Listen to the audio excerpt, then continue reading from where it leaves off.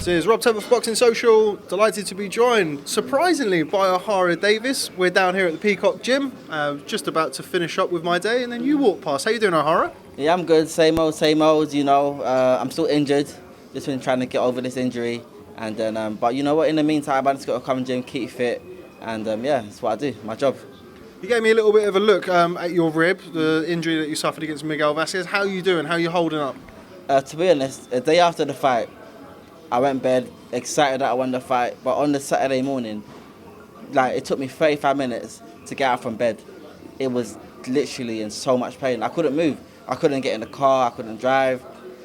I couldn't laugh. I couldn't cough. I couldn't sneeze. The pain was just excruciating. But now, over the past few weeks, it's been getting quite better. So I'm pleased. That I'm just seeing some progress. Now, it happened quite early on in the fight. You said to me off camera it was in the third round. How did that affect you during the fight? I remember going back to the corner after round 3, and I thought that I just got hit. You know, I got put with a good shot. I thought that I got winded. I was like, you know what? Next round will be fine. I came back next round, and it was still there. And I was like, guys, I've got a broken rib. I got a fucking broken rib. Can I swear? You already swore. Yeah. I was like, guys, I've got a fucking broken rib. And then they were like, and then they asked me if I want to continue the fight or if I want to end it. And I was like, listen, I can't end the fight. It's round 4 now. I've only got 6 rounds left. Just fight through.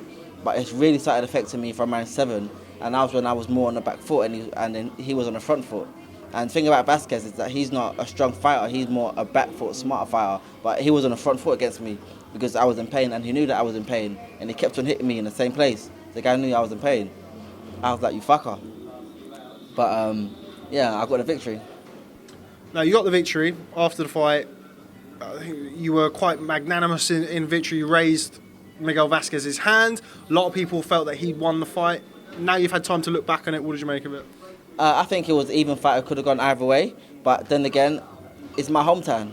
It's my hometown. You can't go to a fighter's hometown and beat him unless you win convincingly, unless everyone thinks you won the fight. But you know what?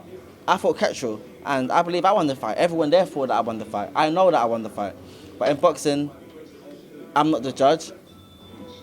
Castro wasn't the judge. The judges were the judges, and you can only bow down to what they say. But at the end of the day, I've learned if I want to get the victory, I have to knock him out. If I didn't win this last fight, what can I say? I didn't knock him out. So that's the mindset that I got now. Unless I knock him out, I can lose anything. So that's my mindset going forward. Got to take them all out, take it away from these corrupt judges. What did you think initially? Because it looked to me like you thought he'd won the fight straight after the fight. Is that how you felt as soon as the bell went? Well, after the bell went, I was more thinking, you know what? He put up a good fight. I judged that fight from the last 3 rounds. In the last 3 rounds, he won because I couldn't move and he kept on hitting me downstairs. I couldn't pull off shots, and I was judging that fight from the past 3 rounds. The first 3 rounds, I was back in the corner. I was like, yes, I won this round. I won that round. I won that round. But after the last bell went, I judged the whole fight from the last 3 rounds, and he won the last 3 rounds. So I said to myself, he won the fight, and I'm expecting the judges to not be on my side. But you know what? Now that I've got to look at the whole fight back, I feel like it could have gone either way. Then again, it's in my hometown, so I got gifted. You mentioned earlier on in the fight that after the 3rd round you were struggling and people were asking you whether you wanted to continue or not. You attracted a lot of criticism in the Josh Taylor fight. People saying that you didn't want to carry on, people saying that you quit, which is obviously a dirty word in boxing. Did that have any impact on your willingness to stay in there with Vasquez? That had a massive impact. After the Taylor fight, everyone was like, I'm a quitter. And I said to myself in the corner, if I come out of this fight, if I quit now, I am officially a quitter. It's no longer just what people are saying. I'm officially a fucking quitter. I said to myself, listen, you got to continue. You got 5-6 rounds left. Fight. Even if you get stopped, fight. And in the Taylor fight, I felt like my health was at risk. I literally couldn't breathe. My airways were blocked. And that can damage your brain. Because if air isn't flowing into the brain, you can end up brain dead. But the thing about in the Vasquez fight was my ribs. If I get a few broken ribs, I take a few months off. If it heals, it heals. If it don't, it don't.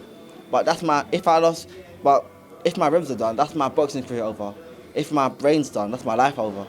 So the Taylor fight, when I look back, I don't look back in regret of what I've done, because I live to fight another day. And as you guys can see, I'm still here fighting 2 years on. So I made the right choice, and I feel like it's not about what the fans say I'm a quitter. I've got to put my life back.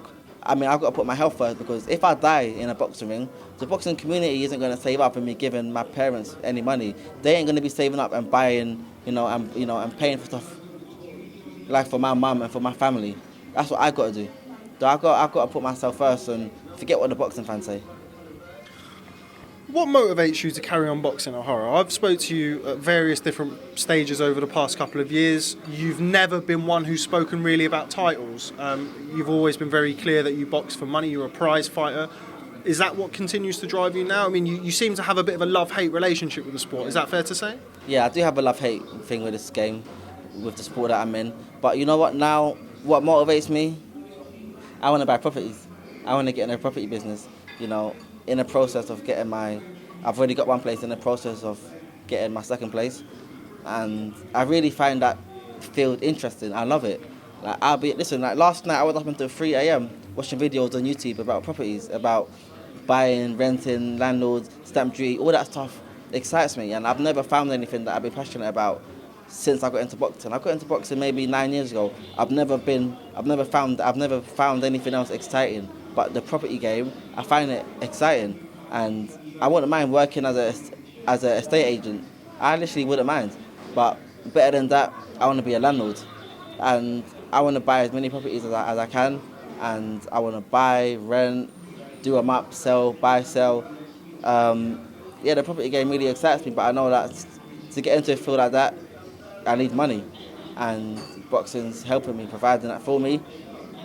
Me and my first ever coach just now, Tony Cisse, we just had a good workout in the gym.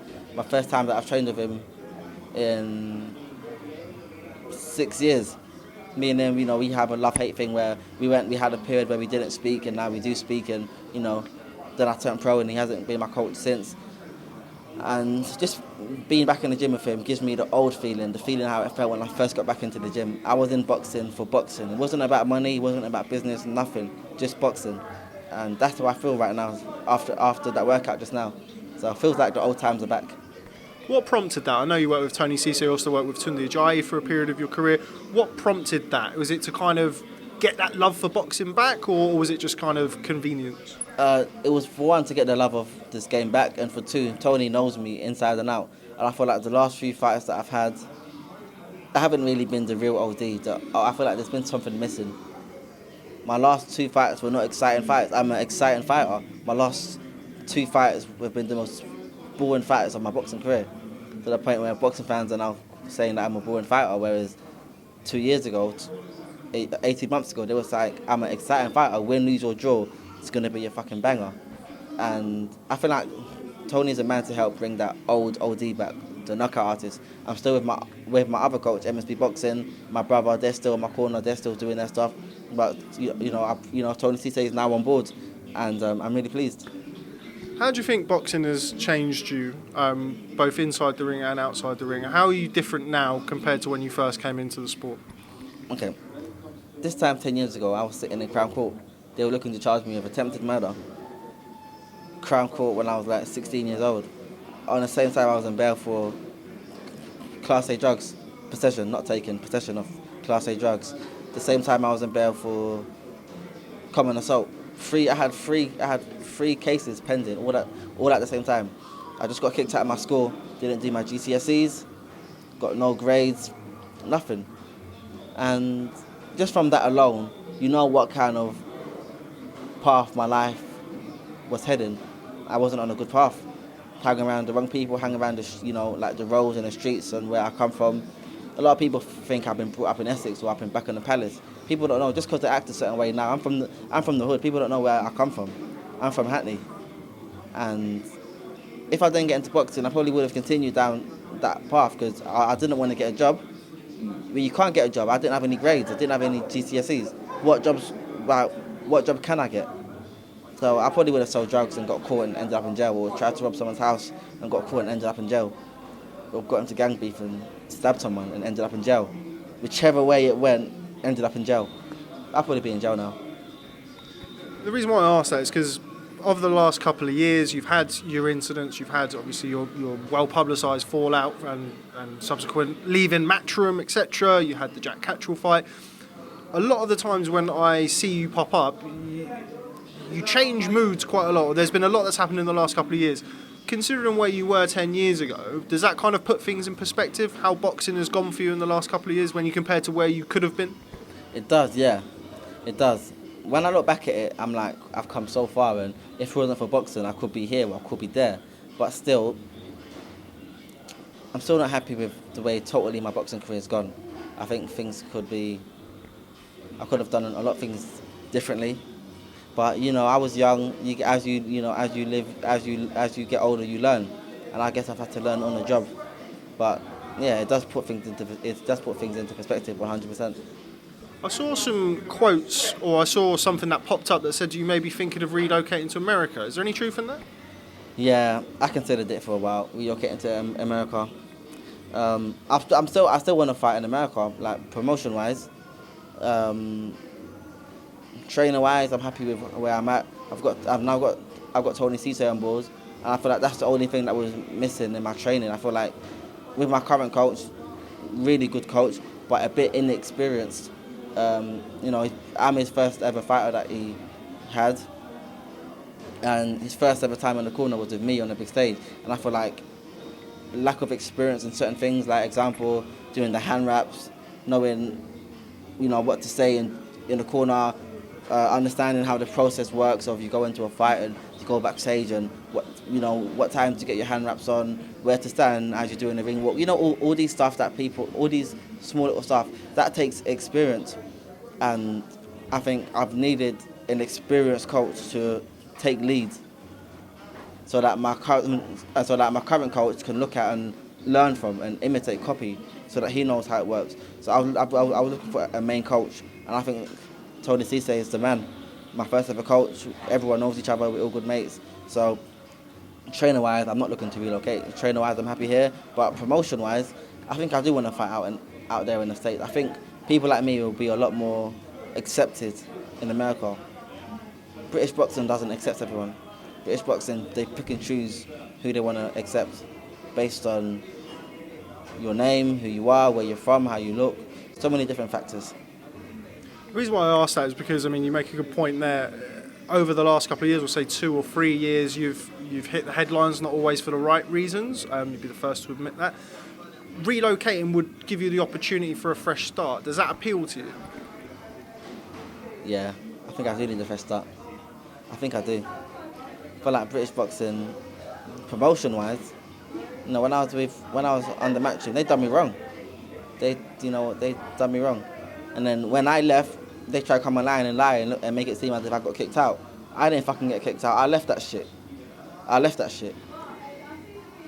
And the way that I got thrown under the bus with the old management I was with, I'm pleased that MTK are now taking hold of my boxing career, and they're directing my path. Shout out to MTK Global, the best management in the business.